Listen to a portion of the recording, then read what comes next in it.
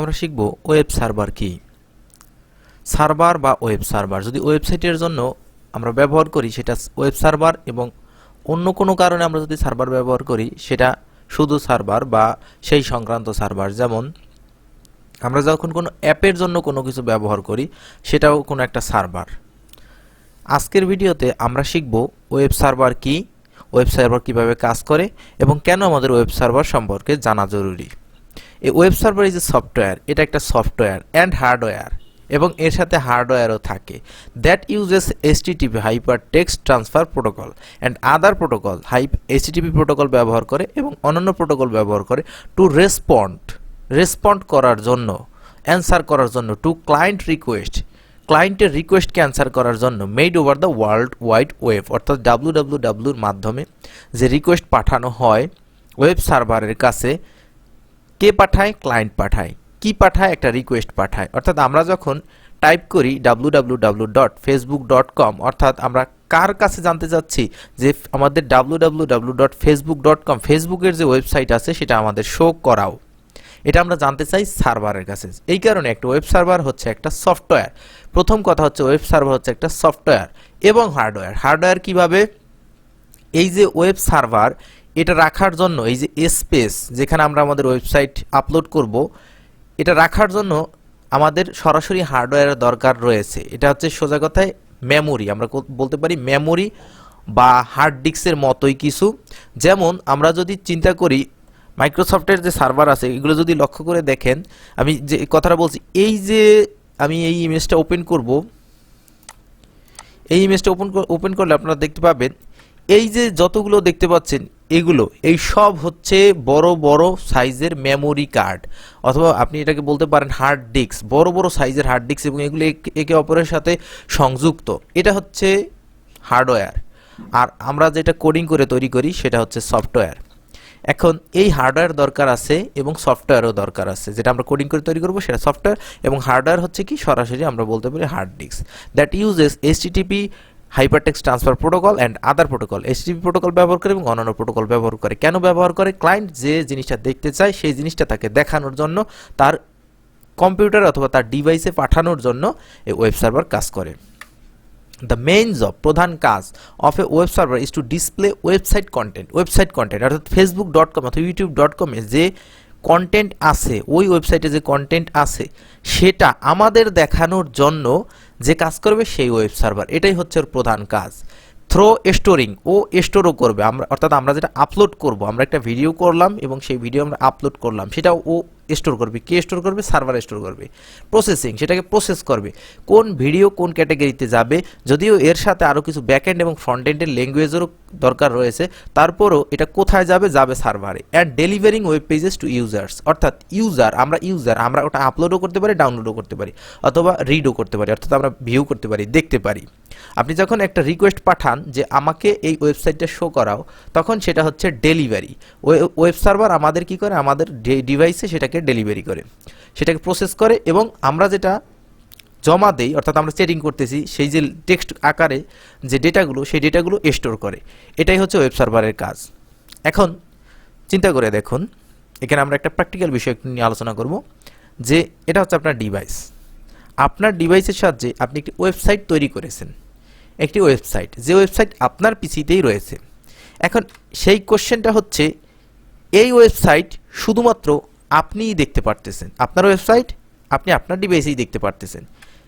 কোশ্চেনটা হচ্ছে, ওই ওয়েবসাইট কি করলে বিশ্বের সকল মানুষ দেখতে পারবে যার ইন্টারনেট কানেকশন আছে? এই কাজের জন্যই আমাদের যেটা দরকার সেটা হচ্ছে সার্ভার। সার্ভারটা হচ্ছে ওই জায়গা, যে জায়গায় আমরা আমাদের ওয়েবসাইট আপলোড করব। আমরা আমাদের ওয়েবসাইট যখন আপলোড করব তখন ওই ওয়েবসাইট সারা বিশ্বের মানুষ দেখতে পারবে, এবং ওই সার্ভার 24 ঘন্টা লাইভে থাকবে।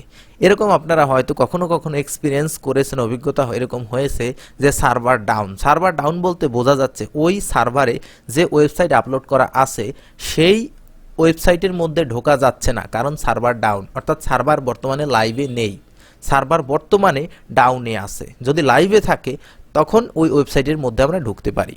এটা হচ্ছে সার্ভার। অর্থাৎ কোনো একটা ওয়েবসাইট কিছু সময়ের জন্য যদি আমরা বন্ধ করে দিতে চাই, তখন সেটি সার্ভারটাকে ডাউন করে দিতে হয়, অর্থাৎ সার্ভার থেকে ডিসকানেক্ট করে দিতে হয়, তাহলে ওই ওয়েবসাইট লাইভ থাকে না। তাহলে সোজা কথা আমরা বলতে পারি আমরা যে জায়গায় আমাদের ওয়েবসাইট আপলোড করব, ওয়েবসাইট আমরা তৈরি করার পরে আমাদের যে ফাইলগুলো হবে, একটা HTML ফাইল হবে, একটা CSS এর ফাইল হবে, PHP এর ফাইল হবে, SQL এর ফাইল হবে, জাভাস্ক্রিপ্টের ফাইল হবে, এই সব ফাইলগুলো আমরা যেখানে আপলোড করব সেটাই হচ্ছে সার্ভার। সার্ভার দুই ধরনের, একটা স্ট্যাটিক, একটা ডাইনামিক। অর্থাৎ স্ট্যাটিক ওয়েবসাইটের জন্য যে সার্ভার সেটাই স্ট্যাটিক সার্ভার, এবং ডাইনামিক ওয়েবসাইটের জন্য যে সার্ভার সেটা হচ্ছে ডাইনামিক সার্ভার। সার্ভার আমরা যে রাখবো সেখানে ডোমেইনটা কি? ডোমেইন হচ্ছে সরাসরি ডোমেইন নেম সিস্টেম, DNS। অর্থাৎ এটা হচ্ছে সরাসরি ওয়েবসাইটের নাম। এটা স্ট্যাটিকের জন্যও লাগবে, ডাইনামিকের জন্যও লাগবে। এবং হোস্টিং হচ্ছে একটা জায়গা। একেবারে আমি ক্লিয়ারলি যদি বলে দিই, আপনারা যদি কোনো একটা যেখান থেকে হোস্টিং কেনা যায় এরকম কোনো একটা সাইট ভিজিট করেন, যেমন হচ্ছে হোস্টিঙ্গার, তখন কি হয়? তখন এই যে জিনিসটা লক্ষ্য করেন সেটা হচ্ছে যে আমি হোস্টিঙ্গারের মধ্যে আসলাম। হোস্টিঙ্গার কি করে?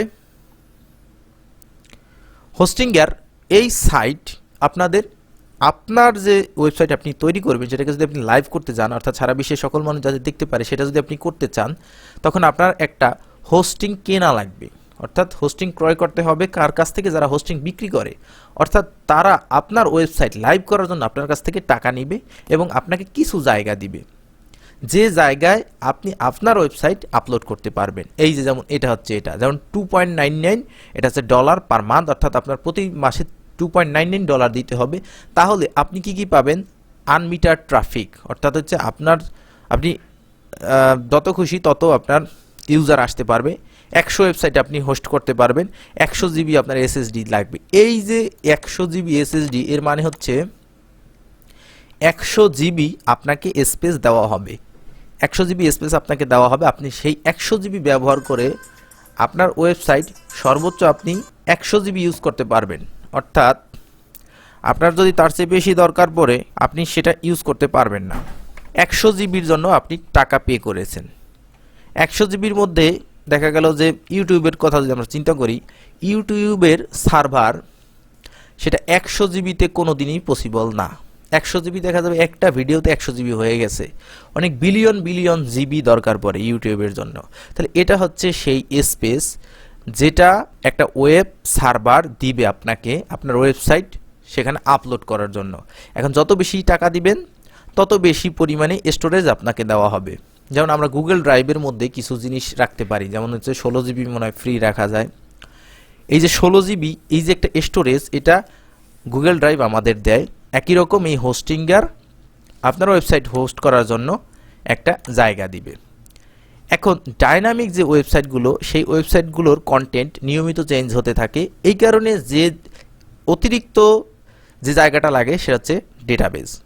অর্থাৎ যখন আপনার ওয়েবসাইটে এসে কেউ কিছু আপলোড করবে অথবা চ্যাটিং করতে থাকবে, তখন সেই চ্যাটিং স্টোর করার জন্য আমাদের যেটা লাগবে সেটা হচ্ছে ডেটাবেস। এটা ডাইনামিক ওয়েবসাইটের জন্য।